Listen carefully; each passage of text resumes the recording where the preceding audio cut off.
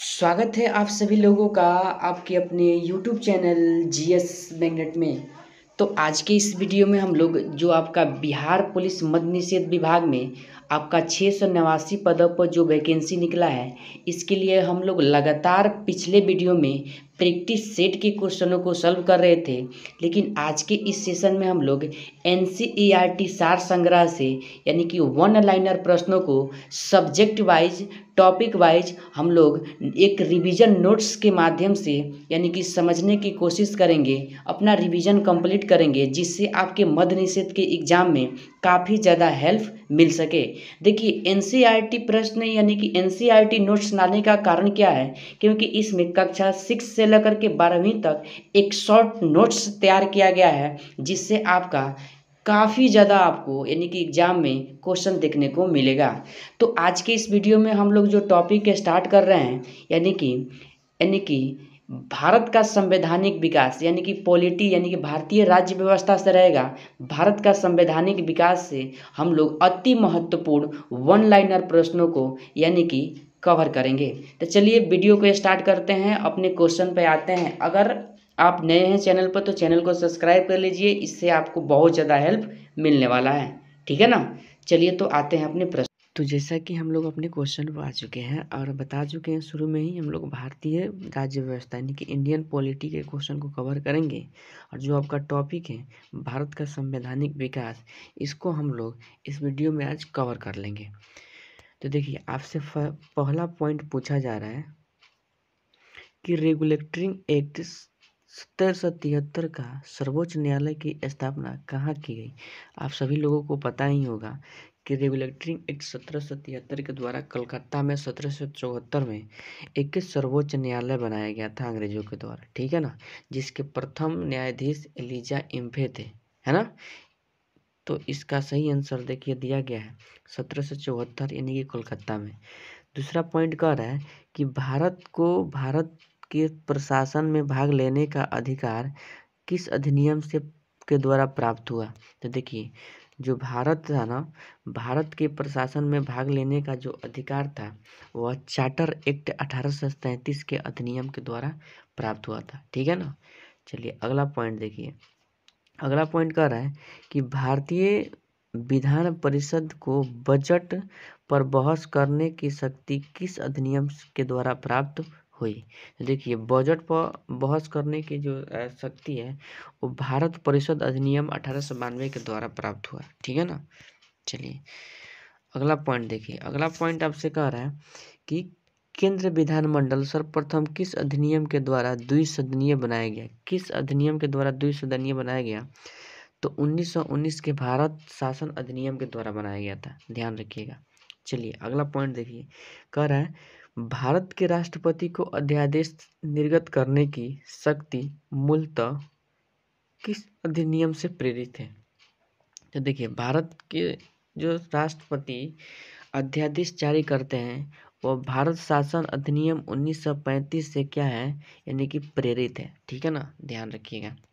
आगे देखिए, आगे हम लोग पढ़ेंगे कि जो हमारा रेगुलेटरी एक्ट था वो कब आया था, 1773 में था।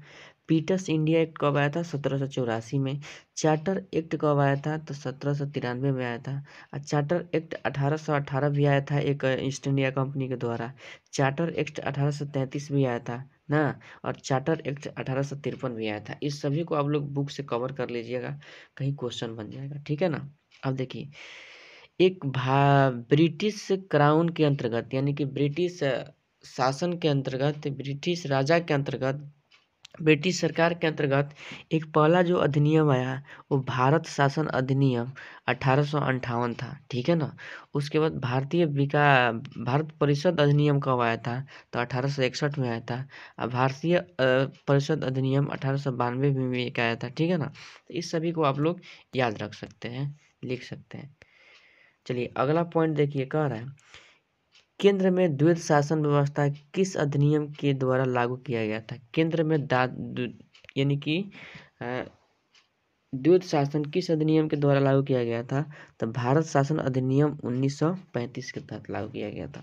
अगला पॉइंट देखिए। कह रहा है ब्रिटिश भारत में किस अधिनियम में संघीय शासन का प्रावधान है। तो देखिए यह प्रावधान जो है भारत शासन अधिनियम 1935 पर ही आधारित है, ठीक है ना। चलिए अगला देखिए, कह रहा है कि भारत शासन अधिनियम 1919 की समीक्षा करने के लिए 1927 में साइमन कमीशन साइमन कमीशन का गठन किया गया। और 1928 में, कब, 1928 में साइमन कमीशन भारत आया था, इस बात को याद रखिएगा, ठीक है ना। चलिए आगे बढ़ते। तो देखिए अगला पॉइंट कह रहा है, अखिल भारतीय संघ स्थापित करने का प्रावधान किस अधिनियम में किया गया था। तो जो अखिल भारतीय संघ अधिनियम मतलब पारित हुआ था, वो भारत शासन अधिनियम 1935 के अंतर्गत हुआ था, ठीक है ना।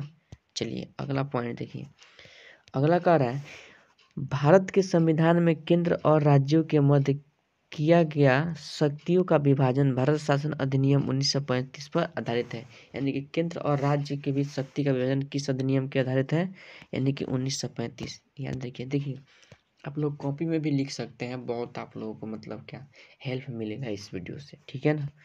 चलिए अगला देखिए, अगला पॉइंट है, एक निर्वाचित संविधान सभा द्वारा भारत के संविधान का निर्माण करने का प्रस्ताव किसके द्वारा किया गया था।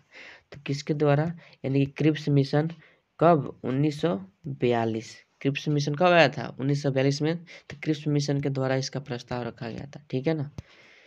चलिए अगला पॉइंट देखिए, कह रहा है कि भारतीय संविधान सभा का गठन किसके अंतर्गत किया गया था। तो कैबिनेट मिशन 1946 के अंतर्गत किया गया था, याद रख सकते हैं। अगला पॉइंट देखिए, कैबिनेट मिशन द्वारा प्रस्तुत योजना के अनुसार संविधान सभा में प्रांतों से प्रतिनिधियों का निर्वाचन किस अनुपात में हुआ है। तो प्रति 10 लाख, देखिए प्रति यानी कि 10 लाख की जनसंख्या एक सदस्य, मतलब प्रति 10 लाख की जनसंख्या पर एक सदस्य का क्या किया गया था, चुनाव किया गया था। आगे देखिए, आगे अगर मैं बात करूं तो कह रहा है, भारतीय संविधान का निर्माण करने वाली संविधान सभा के सदस्यों का चुनाव किसके द्वारा किया गया था। तो देखिए जो सदस्यों का चुनाव हुआ था वह विभिन्न प्रांतों की विधानसभाओं के द्वारा किया गया था, ठीक है ना, याद रख सकते हैं। चलिए आगे देखिए, आगे की अगर मैं बात किया जाए तो अब हम करेंगे अंतरिम सरकार। अंतरिम सरकार कब गठित हुआ था, तो 1946 में हुआ था, ठीक है ना। अब हम लोग इसमें जानेंगे कि अंतरिम सरकार में कौन कौन से विभाग किस सदस्य को मिला था। देखिए जो हमारे पंडित जवाहरलाल नेहरू थे, इन्हें राष्ट्रमंडल संबंध तथा विदेशी मामले का व्यापार यानी कि विभाग दिया गया था, ठीक है ना। वही जो सरदार पटेल थे, इन्हें गृह, सूचना एवं प्रसारण विभाग दिया गया था। डॉक्टर राजेंद्र प्रसाद को खाद्य एवं कृषि विभाग मिला था। तो वहीं हमारे जॉन मैथाई को उद्योग एवं नागरिक आपूर्ति मंत्री बनाया गया था। पांचवा देखिएगा, जगजीवन राम को श्रम मंत्री बनाया गया था। श्री बलदेव सिंह को रक्षा मंत्री बनाया गया था। 7 नंबर लियाकत खां को वित्त मंत्री बनाया गया था, ठीक है ना। उसके बाद अगर देखिएगा आप, तो सी राजगोपालाचारी को शिक्षा एवं कला विभाग प्राप्त था, ठीक है ना। तो यह अंतरिम सरकार के कुछ सदस्य जो मंत्री बने थे, ठीक है ना, वो थे, ठीक है ना। तो चलिए आगे बढ़ते हैं। तो अगर बात किया जाए अगला पॉइंट का, तो कह रहा है कि भारत की संविधान सभा की पहली बैठक कब हुई थी। तो भारत की संविधान सभा की पहली बैठक 9 दिसंबर 1946 को हुई थी। और इसी बैठक में सच्चिदानंद सिन्हा को यानी कि संविधान सभा का अंतिम अस्थायी अध्यक्ष चुना गया था, ठीक है ना। देखिए अगला पॉइंट कह रहा है, भारतीय संविधान का प्रथम प्रारूप सर BN राव के द्वारा तैयार किया गया था, यानी कि ड्राफ्ट। संविधान का प्रथम ड्राफ्ट किसने तैयार किया था, तो डॉक्टर BN राव किए थे, ठीक है ना। चलिए अगला पॉइंट देखिए, कह रहा है, संविधान सभा का स्थायी अध्यक्ष डॉक्टर राजेंद्र प्रसाद को जब संविधान सभा का दूसरी बैठक 11 दिसंबर 1946 को हुआ, तो इसी बैठक में राजेंद्र प्रसाद को स्थायी अध्यक्ष चुना गया, ठीक है ना। अगला पॉइंट देखिए, कह रहा है, संविधान सभा में पंडित नेहरू द्वारा उद्देश्य प्रस्ताव कब प्रस्तुत किया गया। तो उद्देश्य प्रस्ताव को 13 दिसंबर 1946 में क्या किया गया था, प्रस्तुत किया गया था, जो आगे चलकर प्रस्तावना यानी कि उद्देशिका बना, ठीक है ना। उद्देशिका का आधार बोल सकते हैं।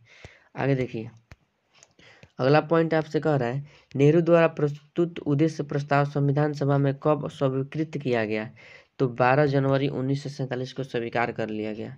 अगला पॉइंट देखिए, संविधान सभा के निर्माण में संविधान सभा कि कुल कितने अधिवेशन हुए थे। देखिए संविधान सभा के निर्माण में अधिवेशनों की बात किया जाए तो कुल 12 अधिवेशन हुए थे, ठीक है ना। चलिए अगला पॉइंट देखिए, कह रहा है भारतीय संविधान के निर्माण में संविधान सभा को कितना समय लगा था। तो 2 वर्ष 11 माह 18 दिन का समय लगा था।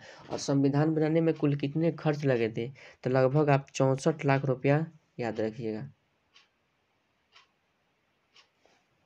ठीक है ना।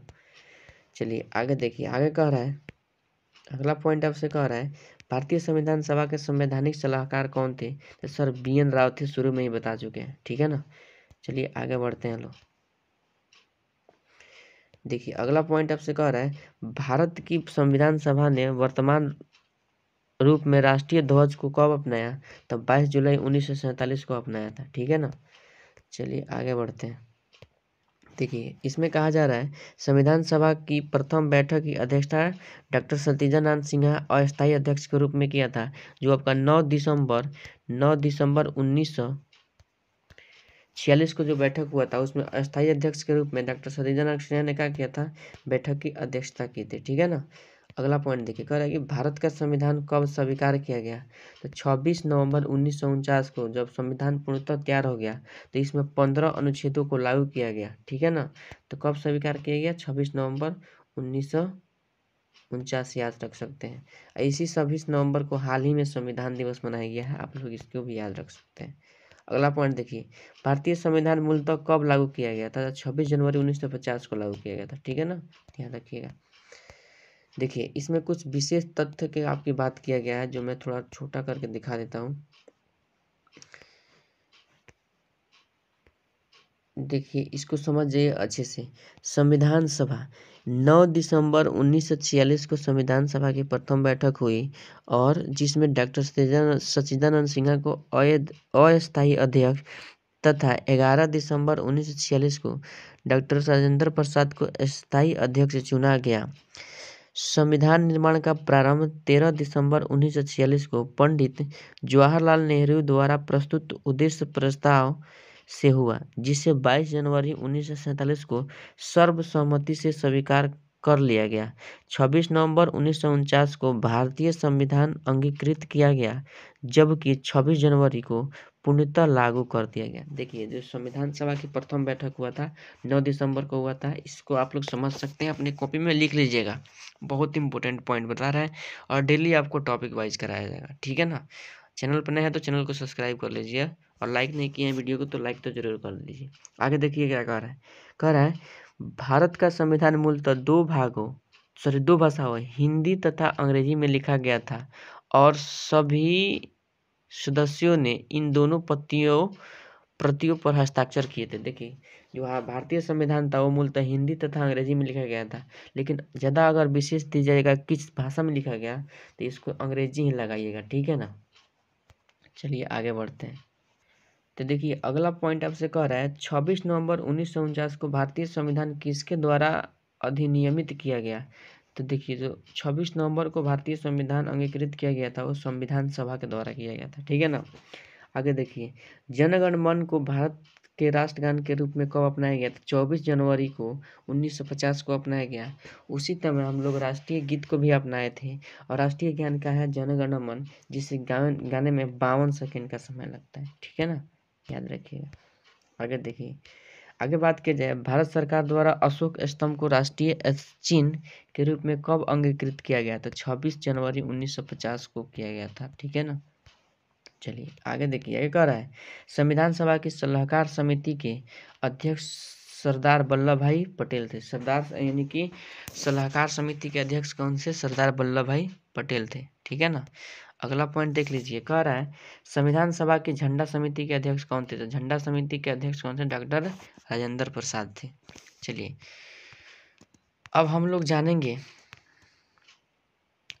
जानेंगे कि जो संविधान सभा के लिए जो प्रमुख समितियां गठित की गई थी उस समिति के नाम और उसके अध्यक्ष। देखिए अगर बात की जाए सबसे यानी कि संविधान सभा के निर्माण के लिए कुल आपकी 8 बड़ी समितियां बनाई गई थी। इसके अलावा छोटे छोटे अन्य बहुत सारी समितियां बनाई थी, लेकिन बड़ी समितियां कितनी बनी थी, 8, जिनके हम नाम जानेंगे और उसके अध्यक्ष जानेंगे। देखिए अगर संघ समिति संघ समिति के अध्यक्ष पूछा जाए तो पंडित जवाहरलाल नेहरू थे। संघीय संविधान समिति के अध्यक्ष कौन थे? पंडित जवाहरलाल नेहरू थे। इससे क्वेश्चन बनता है। 3 नंबर प्रांतीय संविधान समिति के अध्यक्ष कौन थे? सरदार पटेल थे। 4 नंबर प्रारूप समिति के अध्यक्ष कौन थे? यानी कि डॉक्टर भीमराव अंबेडकर थे। 8 समिति में से सबसे प्रमुख समिति यही थी। इसका गठन 29 अगस्त 1947 को हुआ था, ध्यान रखिएगा, ठीक है ना। आगे बढ़ते हैं। देखिए, जो हमारा प्रारूप समिति था, इसमें डॉक्टर राजेंद्र प्रसाद को लेकर के कुल सदस्यों की संख्या 8 हुआ करता था, ठीक है ना। चलिए, अगला जो हमारा समिति है वो है मौलिक अधिकारों एवं अल्पसंख्यकों संबंधी परामर्श समिति के अध्यक्ष जो बने थे सरदार पटेल थे। प्रक्रिया नियम समिति के अध्यक्ष डॉक्टर राजेंद्र प्रसाद थे। और 7 नंबर राज्यों के लिए समिति के अध्यक्ष पंडित जवाहरलाल नेहरू थे। और संचालन समिति के अध्यक्ष कौन थे? डॉक्टर राजेंद्र प्रसाद थे, ठीक है ना। चलिए आगे देखिए, कह रहा है संविधान सभा के कार्यों से संबंधित समिति के अध्यक्ष कौन थे? जीबी मावलंकर थे, ठीक है ना। देखिए, उस समय संविधान सभा 2 तरह से कार्य करती थी।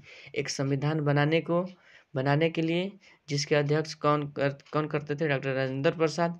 और वही संविधान सभा अलग समय में कैसे नियम कानून लागू किए जाए जनता के लिए, इसके लिए काम करते थे, जिसका अध्यक्ष कौन होते थे? यानी कि जीबी मावलंकर। आप बोल सकते हैं संविधान सभा संविधान बनाने का काम करती थी और एक संसद के भीतर का क्या करती थी? काम करती थी। और जब संसद की तरह काम करती थी तो उसके अध्यक्ष कौन बने थे? जीबी मावलंकर, ठीक है ना।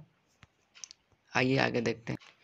तो देखिए, अगला पॉइंट आपसे क्या कह रहा है। संविधान सभा ने doctor Rajendra Prasad doctor B R Ambedkar की अध्यक्षता में प्रारूप समिति का गठन कब किया था? तो 29 अगस्त 1947 शुरू में ही बताया है। आगे देखिए, अगला पॉइंट आपसे कह रहा है डॉक्टर बी आर अम्बेडकर का संविधान सभा में निर्वाचन किस प्रेसिडेंसी से हुआ था? तो देखिए, अगर बात किया जाए तो पहले जो डॉक्टर भीमराव अंबेडकर निर्वाचित हुए थे वो बंगाल प्रेसिडेंसी से निर्वाचित हुए थे 1946 से 47 तक। लेकिन बाद में इनका निर्वाचन मुंबई प्रेसिडेंसी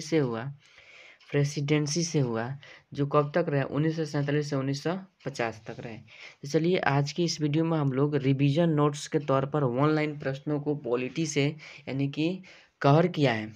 अगले वीडियो में हम लोग फिर अगले टॉपिक को टारगेट करेंगे।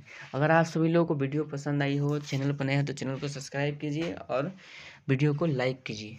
वीडियो में कोई त्रुटि हो तो कमेंट में ज़रूर बताइए। चलिए, मिलते हैं अगले वीडियो के साथ। तब तक के लिए जय हिंद, जय भारत।